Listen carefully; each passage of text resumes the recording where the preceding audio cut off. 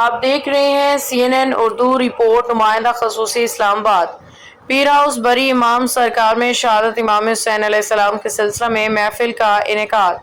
پیر house بری امام سرکار میں محفل بسلسلہ شہادت امام حسن علیہ السلام کا انعقاد کیا گیا۔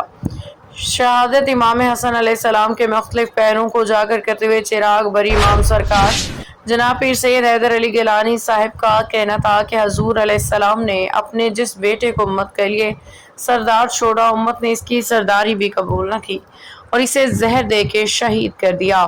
پیر صاحب نے مزید کہا کہ حضور علیہ السلام نے امت سے اجر رسالت کے طور پہ اپنے اہل بیت کی محبت و مودت مانگی، جبکہ امت نے حضور کے دونوں نواسے شہید کر دیے۔